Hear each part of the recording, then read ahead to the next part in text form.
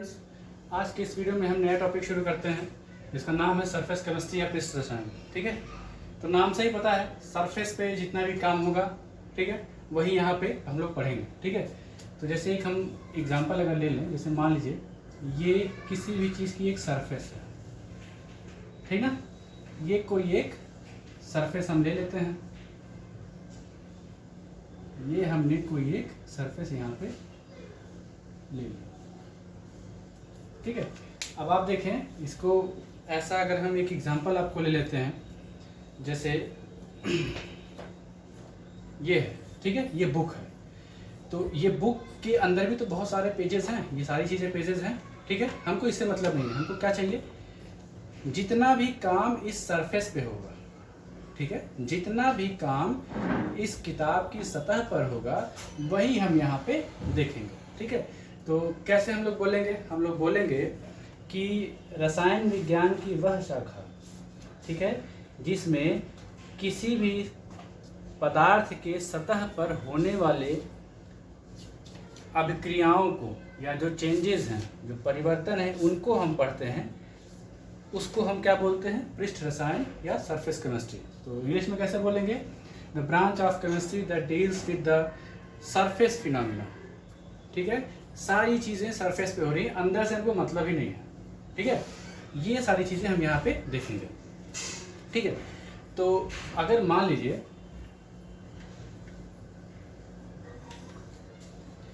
कोई एक सरफेस हम यहाँ बनाते हैं, कोई एक सरफेस हम यहाँ बनाए, ठीक है, अब इस सरफेस की ऊपर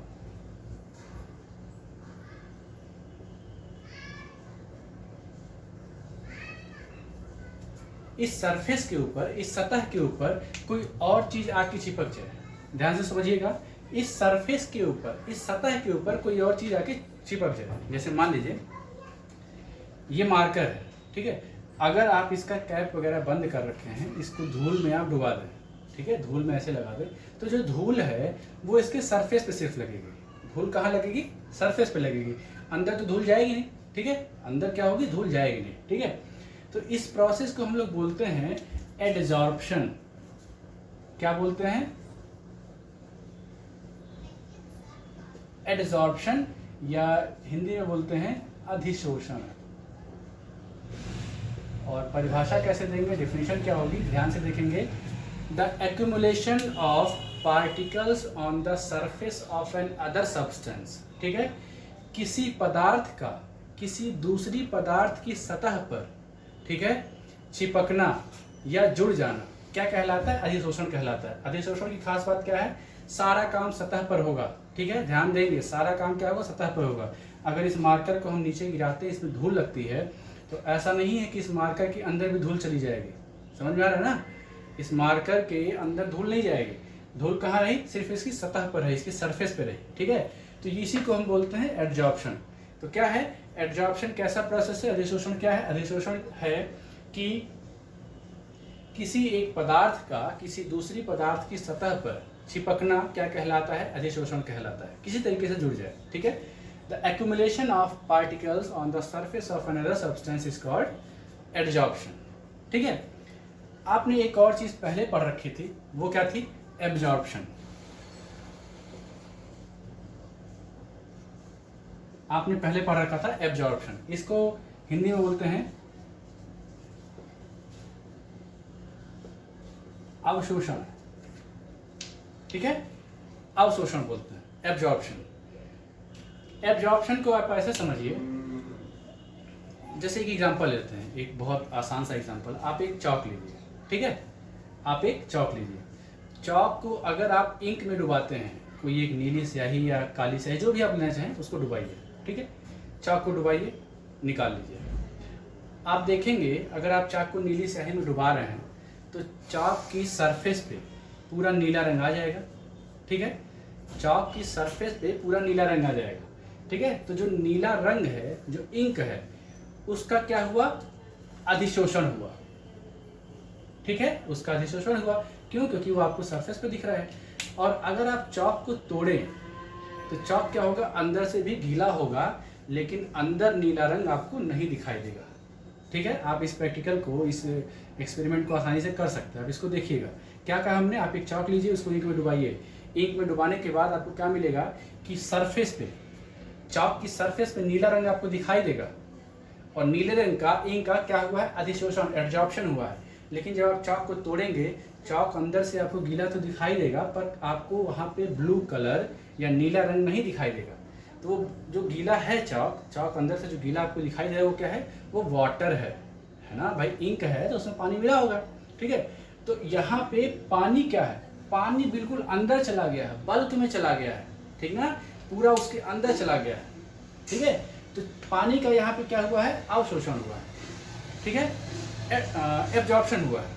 ठीक है, अगर आप इसको डिफाइन करें एब्जॉर्प्शन को, तो एब्जॉर्प्शन क्या होता है कि किसी भी पदार्थ का किसी दूसरे पदार्थ में, ध्यान दीजिएगा में है, ठीक है, किसी पदार्थ का किसी दूसरे पदार्थ में मिल जाना, है ना, ऑलमोस्ट होमोजीनियसली, लगभग समान रूप से मिल जाना, क्या कहलाता है, अवशोषण कहलाता है, एब्जॉर्प्शन कहलाता है। और अधिशोषण में क्या होता था, सिर्फ सरफेस पे काम होता था। ठीक है, एब्जॉर्प्शन क्या होता है, किसी एक मैटर का किसी दूसरे मैटर में मिल जाना, अच्छे से मिल जाना। ठीक है, क्या कहलाता है, एब्जॉर्प्शन कहलाता है। एब्जॉर्प्शन एक बल्क प्रॉपर्टी है, बल्क मतलब बिल्कुल अंदर तक। ठीक है, एक ये बल्क प्रॉपर्टी बिल्कुल अंदर तक है। और ये जो एडजॉर्प्शन है, अधिशोषण है, ये क्या है, ये सरफेस प्रॉपर्टी है। ये क्या है, सरफेस प्रॉपर्टी, सतह वाली, सतही गुणधर्म है।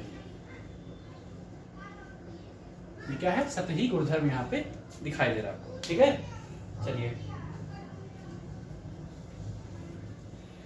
तो आपने जान लिया कि एडजॉर्प्शन क्या होता है, एब्जॉर्प्शन क्या होता है। एडजॉर्प्शन सतह पर होगा, सरफेस पे होगा, एब्जॉर्प्शन बल्क में होगा, बिल्कुल अंदर तक होगा। ठीक है, तो ये जो डिफिनेशन है, आपको बेसिकली एडजॉर्प्शन या अधिशोषण को लेके चलना है। ठीक है, तो चलिए इसमें जो टर्म्स यूज होंगे, जो यहाँ पे अलग अलग नाम यूज होंगे, वो हम देख लेते हैं। तो सबसे पहले ये जो सतह है, ठीक है, ये सतह बार बार आपको दिखाई देगी यहाँ पे, ये जो सतह है, ठीक है, जिस पे एडजॉर्प्शन या अधिशोषण हो रहा है, इसको हम बोलते हैं अधिशोषक।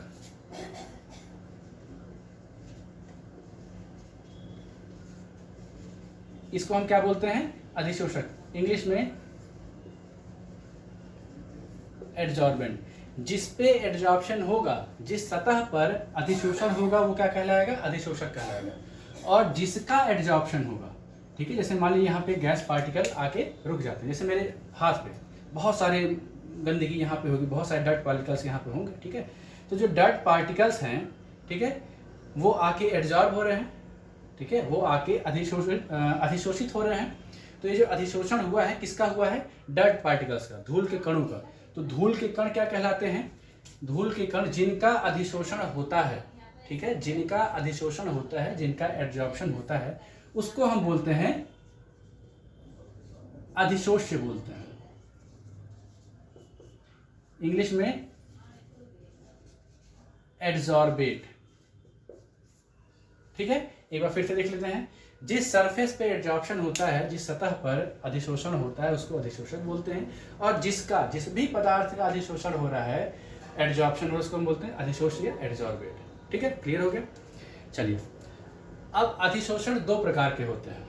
ठीक है, एब्जॉर्प्शन के दो टाइप होते हैं। कौन कौन से, पहला होता है फिजिकल एब्जॉर्प्शन, भौतिक अधिशोषण, और दूसरा होता है केमिकल एब्जॉर्प्शन, रासायनिक अधिशोषण। पहला हमने लिखा भौतिक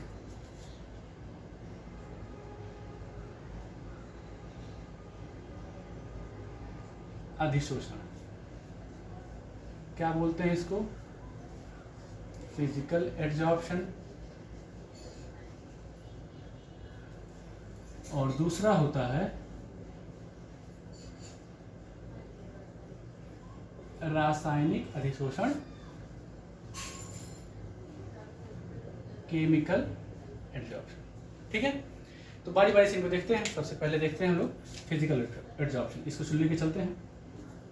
ठीक है, तो फिजिकल एब्जॉर्प्शन या भौतिक अधिशोषण क्या है, देखते हैं। जब आपके अधिशोष्य और अधिशोषक, अधिशोषक क्या था, जो पदार्थ अधिशोषित हो रहा था, जिस मैटर का एड्जॉर्प्शन हो रहा था वो क्या था, अधिशोष्य था, एड्जॉर्बेट था। ठीक है, तो जब अधिशोष्य और अधिशोषक, एड्जॉर्बेट और एड्जॉर्बेंट के बीच जो फोर्स, जैसे यहाँ पे अगर डर्ट पार्टिकल्स, धूल के कण चिपकते हैं आके, आप उसको पानी से धुल दीजिए, धुल जाएंगे ना आसानी से। ठीक है, ऐसा तो नहीं कि हमेशा के लिए चिपक जाएंगे।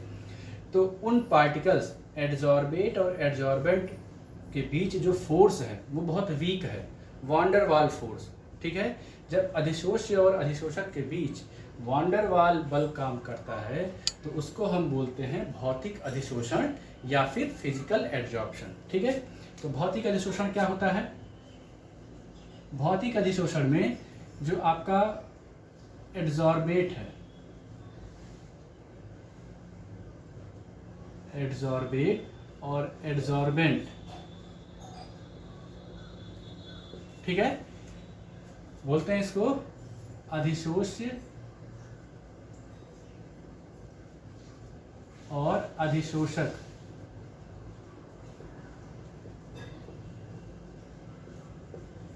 इनके बीच अगर वान डर वाल बल, ठीक है, इनके बीच अगर वान डर वाल फोर्स काम कर जाए, वान डर वाल फोर्स,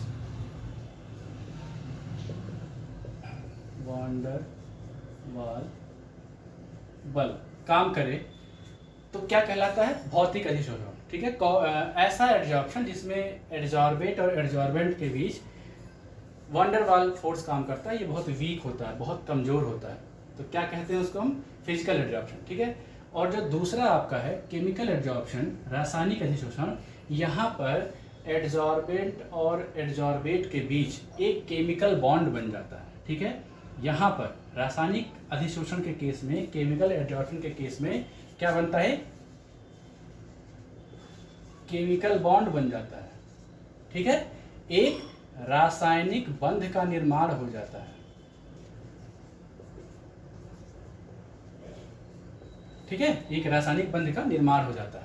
ठीक है, तो ये हो गया आपका भौतिक अधिशोषण, एक रासायनिक अधिशोषण। ठीक है, तो अब जाहिर सी बात है रासायनिक बंध जो होगा ये वान डर वाल बल से मजबूत होगा।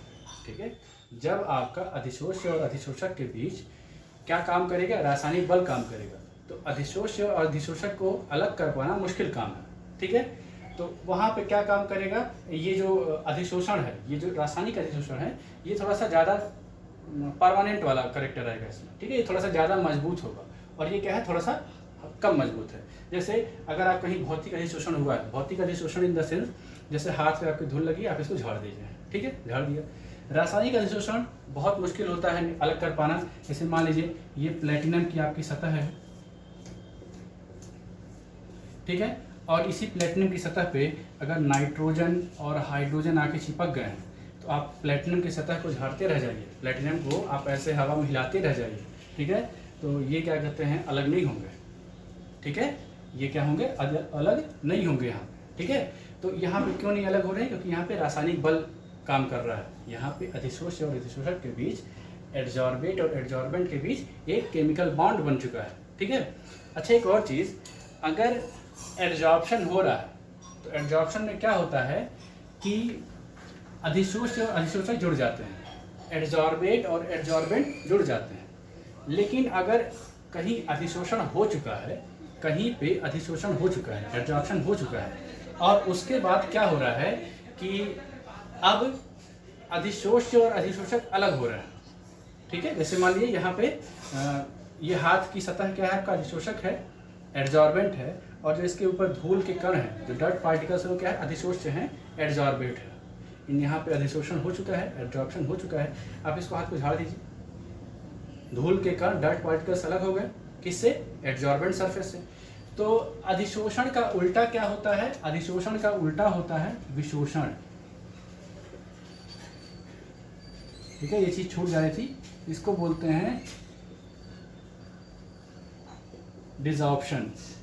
ठीक है, अधिशोष्य और अधिशोषक का अलग होना क्या कहलाता है? डिसॉर्प्शन कहलाता है, विशोषण कहलाता है। एड्जॉर्बेट और एड्जॉर्बेंट का अलग हो जाना डिसॉर्प्शन कहलाता है। ठीक है, चलिए ये इतनी कहानी हो गई। अब आप भौतिक अधिशोषण, रासायनिक अधिशोषण की कुछ कैरेक्टरिस्टिक्स होते हैं, कुछ गुणधर्म होते हैं, अभिलक्षण होते हैं, वो थोड़ा सा हम हल्का सा आपको बता देते हैं, क्योंकि बहुत ज़्यादा थ्योरेटिकल पोर्शन है तो बहुत ज़्यादा यहाँ पर बताने के लिए कुछ होता नहीं है। अब जैसे केमिकल बॉन्ड बनना है, ठीक है, तो केमिकल बॉन्ड बड़ा स्पेसिफिक नेचर का होता है। ऐसा नहीं है कि कोई भी दो आप एलिमेंट ले लीजिए उनके बीच बॉन्ड बन जाएगा, ठीक है। जैसे आप सोचें कि हम हीलियम और आर्गन के बीच बॉन्ड बनाना चाहते हैं तो ये पॉसिबल ही नहीं, संभव ही नहीं, ठीक है। तो जब केमिकल एडजॉर्प्शन होता है तो ये पहले देखा जाता है कि अधिशोष्य और अधिशोषक के बीच कोई बंध बन सकता है कि नहीं, ठीक है। एडजॉर्बेट और एडजॉर्बेंट के बीच कोई केमिकल बॉन्ड बन सकता है कि नहीं, अगर बन सकता है तो ही केमिकल एडजॉर्प्शन होगा, तो ही रासायनिक अधिशोषण होगा, अदरवाइज नहीं होगा, ठीक है। तो केमिकल एडजॉर्प्शन, रासायनिक अधिशोषण बहुत स्पेसिफिक होते हैं, विशिष्ट होते हैं, जबकि भौतिक अधिशोषण विशिष्ट नहीं होते हैं। भौतिक अधिशोषण में जो ऊर्जा होती है वो कम लगती है, रासायनिक अधिशोषण में ऊर्जा ज़्यादा लगती है, थोड़ा सा मुश्किल होता है, ठीक है। भौतिक अधिशोषण एक बार अगर हो जाए तो आप आसानी से उसको अलग कर सकते हैं, रासायनिक अधिशोषण में ऐसा नहीं होता है। भौतिक अधिशोषण उत्क्रमणीय होते हैं, रिवर्सिबल होते हैं। फिजिकल एडजॉर्प्शन रिवर्सिबल होता है, केमिकल एडजॉर्प्शन इरिवर्सिबल, अनुत्क्रमणीय होता है। तो ये सब अभिलक्षण है, गुणधर्म है, आप इसको देख लेंगे, ठीक है। चलिए अब हम लोग एक देख लेते हैं कार्यविधि, ठीक है, या मैकेनिज्म, इसको देख लेते हैं एडजॉर्प्शन का मैकेनिज्म या अधिशोषण का कार्यविधि देख लेते हैं। एक उससे पहले एक चीज देख लीजिए आप, एक फैक्टर होता है delta G, Gibbs free energy, Gibbs मुक्त ऊर्जा, डेल्टा जी दिखाते हैं। अगर किसी भी प्रोसेस के लिए, कोई भी फिजिकल केमिकल प्रोसेस हो, अगर डेल्टा जी का मान निगेटिव है, लेस देन 0 है, तो वो प्रोसेस होगा, नो डाउट वो प्रोसेस होना ही होना है। अगर किसी प्रोसेस के लिए, भले वो रासायनिक प्रक्रम हो, केमिकल प्रोसेस हो, चाहे फिजिकल प्रोसेस हो, भौतिक प्रक्रम हो, डेल्टा जी का मान अगर 0 से कम है, निगेटिव है मतलब, तो वो प्रोसेस होगा। अगर डेल्टा जी का मान 0 से बड़ा है तो आप लाख कोशिश कर लीजिए वो काम नहीं होगा। और अगर डेल्टा जी 0 है तो वो प्रोसेस क्या है, इक्विलिब्रियम में है, साम्यावस्था में है, ठीक है। ये चीज आप यहाँ पे देखिए। तो एडजॉर्प्शन तो हो रहा है, एडजॉर्प्शन हो रहा है ना, तो जाहिर सी बात है डेल्टा जी का मान क्या होना चाहिए, 0 से कम होना चाहिए, मतलब निगेटिव होना चाहिए। तो चलिए अब डेल्टा जी बराबर होता है, ये आपने 11th क्लास में थर्मोडायनेमिक्स ऊष्मागतिकी में पढ़ रखा होगा रिलेशन, डेल्टा जी बराबर delta H minus T delta S, ठीक है। तो इसी के सहारे हम यहाँ पे देखते हैं, ठीक है। अधिशोषण हो रहा है, अधिशोषण होने का मतलब है डेल्टा जी क्या है, निगेटिव है पहले से, ठीक है। अधिशोषण हो रहा है इसका मतलब डेल्टा जी निगेटिव है। तो हम देखते हैं कि डेल्टा जी कैसे निगेटिव है और डेल्टा जी कब कब निगेटिव हो सकता है, ठीक है। तो देखते हैं डेल्टा एच और टी डेल्टा एस यहाँ पे दो फैक्टर है, ठीक है। डेल्टा एच और टी डेल्टा एस यहाँ पे दो फैक्टर है। अब डेल्टा जी को निगेटिव होने के लिए, गिब्स मुक्त ऊर्जा को ऋणात्मक होने के लिए क्या क्या चाहिए, दो चीजें चाहिए। एक तो अगर डेल्टा एच निगेटिव हो, ठीक है, डेल्टा एच निगेटिव हो, ये डेल्टा एच क्या है, कोई भी प्रोसेस जब होता है, कोई केमिकल रिएक्शन होता है तो जो उसमें एनर्जी निकलती है, ऊष्माक्षेपी अभिक्रिया है ये, ठीक है। अगर डेल्टा एच का मान निगेटिव आ रहा है इसका मतलब वो प्रोसेस क्या है, ऊष्माक्षेपी है, एक्सोथर्मिक रिएक्शन है, ठीक है। तो वो प्रोसेस क्या है, एक्सोथर्मिक रिएक्शन है। ये टी क्या है, टेम्परेचर है, और ये डेल्टा एस क्या है, एंट्रोपी है, रिएक्शन की अभिक्रिया की एंट्रोपी है, क्लियर है। तो डेल्टा जी को निगेटिव होने के लिए दो चीजें चाहिए, डेल्टा एच निगेटिव हो जाए और टी डेल्टा एस क्या हो जाए, पॉजिटिव हो जाए, ठीक है। टी डेल्टा एस क्या हो जाए, पॉजिटिव हो जाए, ठीक है। तो अब देखते हैं क्या क्या होता है। असल में एडजॉर्प्शन जो होता है, अधिशोषण जो होता है, वो ऊष्माक्षेपी अभिक्रिया है, ठीक है। वो क्या है, वो एक्सोथर्मिक रिएक्शन है। तो उस केस में डेल्टा एच तो हमेशा निगेटिव रहेगा, ठीक है। उस केस में डेल्टा एच हमेशा निगेटिव रहेगा, ठीक है। अधिशोषण या adsorption is an exothermic process, एक ऊष्माक्षेपी प्रक्रम है, ठीक है। वहां पे डेल्टा एच का मान हमेशा निगेटिव रहेगा। अब बात आके फंस गई टी डेल्टा एस पे, ठीक है। तो अब ये देखते हैं जरा डेल्टा एस क्या होता है। डेल्टा एस को हम बोलते हैं ध्यान से समझ लेंगे, कोई दिक्कत नहीं आएगी। एंट्रोपी,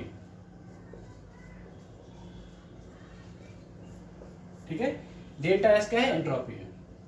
एंट्रोपी जो होता है इसकी मीनिंग क्या होती है, एक्सटेंट ऑफ रैंडमनेस, ठीक है। रैंडमनेस मतलब होता है, जैसे मान लीजिए अगर आप बहुत जोर जोर से घूमें, ठीक है, बहुत जोर से चक्कर लगाएं, तो आपकी एंट्रोपी क्या है, ज़्यादा है। आप बिल्कुल शांत खड़े हैं, ठीक है, आपकी एंट्रोपी क्या है, कम है। तो कोई चीज़, कोई मॉलिक्यूल कितना जोर से घूमता है, कितना फ्री है मूव होने के लिए, ये क्या दिखाता है, एंट्रोपी, ठीक है। तो एंट्रोपी क्या है, एक्सटेंट ऑफ रैंडमनेस है। अब देखते हैं, अगर अधिशोष एड्जॉर्बेट, ठीक है, जो आपका है वो एड्जॉर्बेंट पे नहीं जुड़ा हुआ होगा, ठीक है, जैसे मान लेते हैं, यहाँ हम बनाते हैं, ये आपका सरफेस है, सतह है किसकी, एड्जॉर्बेट की, सॉरी एड्जॉर्बेंट की, अधिशोषक की, और ये आपके क्या है, एड्जॉर्बेट मॉलिक्यूल है, अधिशोष्य पदार्थ हैं, ठीक है। तो अभी क्योंकि ये अधिशोषित नहीं हुए हैं, एड्जॉर्ब नहीं हुए हैं, अगर ये एड्जॉर्ब नहीं हुए तो ये क्या है, थोड़े से घूम सकते हैं, घूम सकते हैं ना, बिल्कुल घूम सकते हैं, क्योंकि जैसे मान लीजिए कोई धूल का कण यहाँ हवा में लटका हुआ है, तो ये इधर भी जा सकता है, इधर भी जा सकता है, इधर भी जा सकता है। लेकिन एक बार अगर ये सतह पे गिर जाए तो एक वीक ही सही, कमजोर ही सही वांडरवल बल तो काम करेगा एड्जॉर्बेंट और एड्जॉर्बेट के बीच में, तो थोड़ा सा मुश्किल हो जाएगा घूमना, ठीक है। तो पहले एड्जॉर्प्शन के पहले, अधिशोषण के पहले S1 होगा, और ये एंट्रोपी, ठीक है, S1 एड्जॉर्प्शन के पहले, और एड्जॉर्प्शन के बाद, अधिशोषण के बाद एंट्रोपी S2, ठीक है। तो एड्जॉर्प्शन के बाद जो घूमने की प्रवृत्ति है, जो रैंडमनेस है, वो क्या हो जाएगी, कम हो जाएगी। अब आसानी से घूम नहीं पाएगा, क्योंकि भले ही भौतिक प्रक्रम हो, भौतिक अधिशोषण हो, चाहे रासायनिक अधिशोषण हो, फिजिकल एड्जॉर्प्शन हो चाहे केमिकल एड्जॉर्प्शन हो, फोर्स तो काम करेगा ही। एक भी फोर्स अगर काम कर गया तो ये जो जितनी आसानी से यहाँ घूम रहे थे, थोड़ा सा मुश्किल काम हो जाएगा, ठीक है। तो अब क्या होगा, अगर हम देखें तो S2 माइनस S1, बाद की एंट्रोपी और पहले की एंट्रोपी क्या होगी, निगेटिव होगी, ठीक है, निगेटिव हो गई। अब आप यहीं पे आप देखते हैं टेम्परेचर तो आपका हमेशा पॉजिटिव रहेगा, निगेटिव टेम्परेचर आप जाएंगे नहीं। तो क्या मिला हमको, डेल्टा H भी निगेटिव है और T डेल्टा S भी निगेटिव है, ठीक है। अगर ये अंदर वाला फैक्टर निगेटिव हो रहा है तो ये प्लस प्लस होकर माइनस माइनस होकर क्या हो जाएगा, प्लस हो जाएगा, और ये आपका पहले से निगेटिव था, ठीक है, क्लियर है ना। ये आपका माइनस माइनस होकर प्लस हो जाएगा, और ये आपका पहले से निगेटिव था। तो क्या होगा, आप सोचिए अगर ये माइनस रह जाए, पहले वाला फैक्टर माइनस है, ठीक है, और ये बाद वाला फैक्टर प्लस हो जाए, ठीक है, बाद वाला फैक्टर प्लस हो गया, ठीक है, क्या होगा, अब ये जो डिपेंडेंसी है, यहाँ पे डेल्टा जी को निगेटिव होना है, डेल्टा जी को निगेटिव होना है, ठीक है, डेल्टा जी निगेटिव होगा तभी एट्रैक्शन होगा आपका।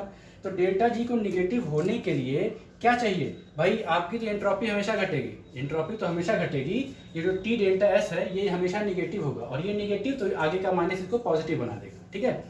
तो डेल्टा जी को निगेटिव होने के लिए चाहिए क्या, कि इसका जो वैल्यू है, मैग्नीट्यूड है, ठीक है, जो T डेल्टा S का परिमाण है वो हमेशा डेल्टा H से कम हो। साइन नहीं देखेंगे, इसके आगे का चिन्ह नहीं देखेंगे, ठीक है।